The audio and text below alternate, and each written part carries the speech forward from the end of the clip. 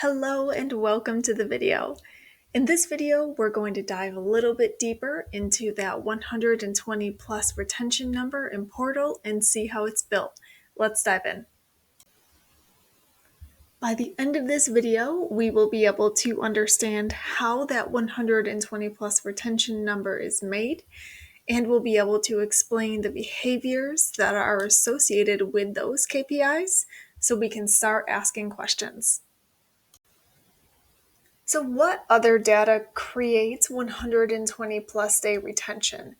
We know that our goal is to keep more members past 120 days, but what other information do we need to look at? Well, we need to look at our new joins and our churns. Our new joins are new folks who have signed memberships. It's those folks that are going to start at day one, and we want to keep them past day 120. And then we need to look at churn. Churn is what happens when a member terminates their membership.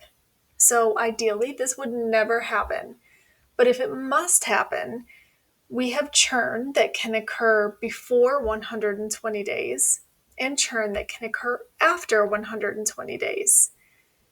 If we have a member terminate their membership before 120 days, that's how our 120 plus day retention number goes down.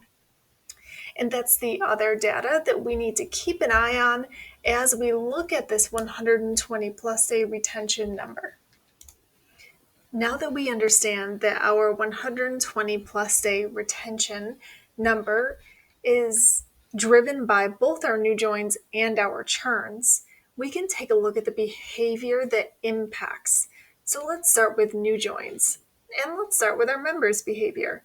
When it comes to our members, they are either falling into they do or they don't.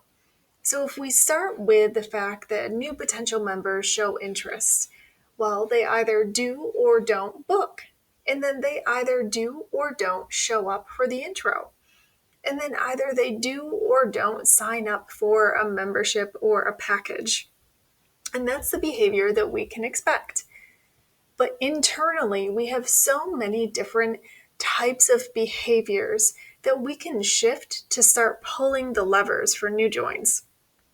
We can start with the way that we're communicating with leads right from the onset. We can make sure that we're creating an engaging and inviting intro process, and that we're really striving to understand and connect OTF as the solution to a member's needs. We can make sure we're matching the right membership with the right person, and that we're addressing any concerns or objections that they may have, and that we're getting that member set up with an OTB. We know that folks who use the OTB are likely to stay longer. Okay, let's take a look at the behaviors that impact churn.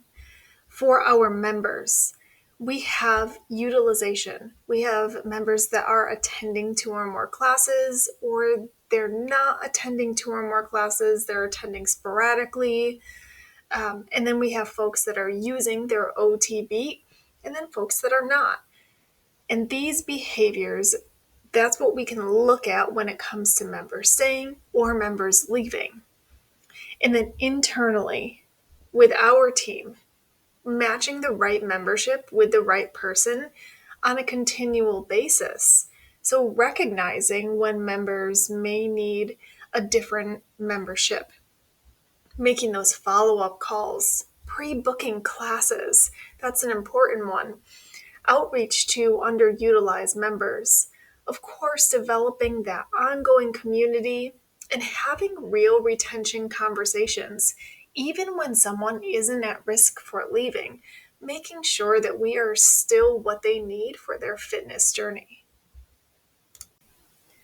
We already had a little bit of complexity here because we have 2 main KPIs that feed into that 120 plus number. So let's lean into that complexity a little bit. What if we just focused on churn and we just drove really hard on making sure that our members stayed? What may happen, this is a dramatic rendition of what may happen, But if we only focus on churn, then we're getting no new members. But all of our members who signed are staying past that 120 days.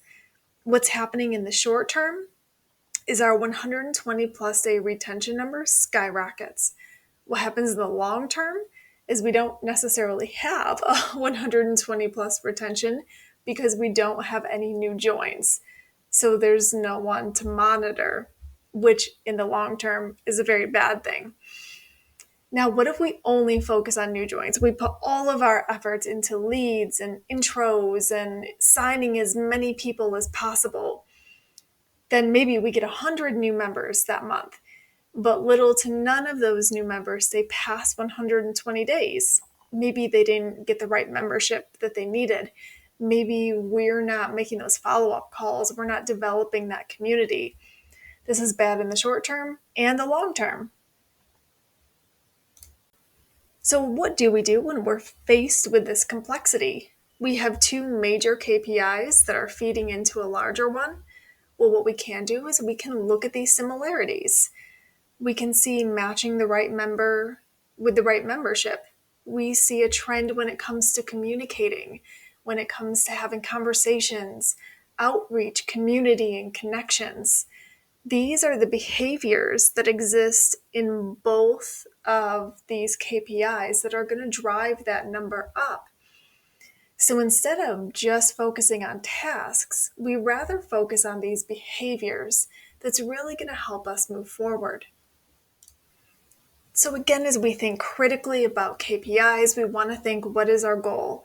And now that we're diving into the complexities, we have 3 questions to ask ourselves.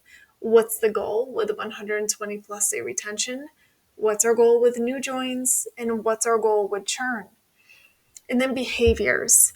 Now we're getting into the meat of things.